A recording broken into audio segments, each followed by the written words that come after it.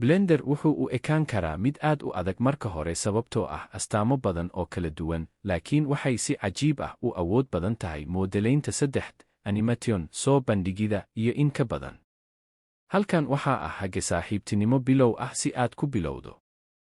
Soo dejinta iyo ku rakibida Blender.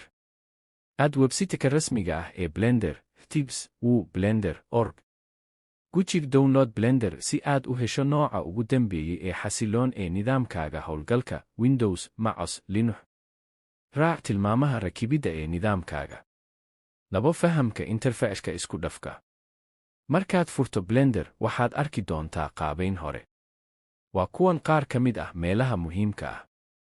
Muuqaalka 3, tani waa goobtaada ugu weyn ee goobta aad ku aragto oo aad ku maarayso walxahaaga 3. Hagidda. Aragtida wareeg, qabo badhanka jiirka dhexe oo G.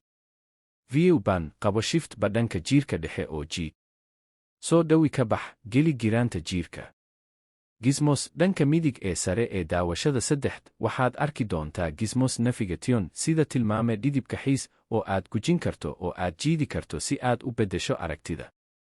Toolbar furahat dhinaca bidix ee muuqaalka 3, tani waxay ka kooban tahay qalabyo kala duwan oo lagu xusho, dhaqaaqo, wareego, cabbiro, iyo in ka badan.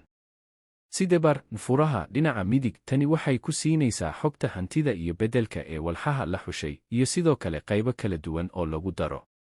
Muujiye midig sare, liis garee dhammaan walxaha ku jira goobtaada, kamerada, iftiinka, rube, waxay faa'iido u leedahay xulashada iyo habaynta walxaha.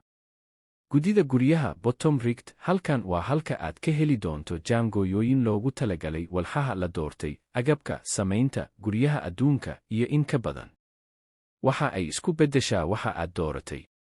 Jadwalka bottom waxaa loo isticmaalaa animation, muujinta xayndaabyada iyo furayaasha fura.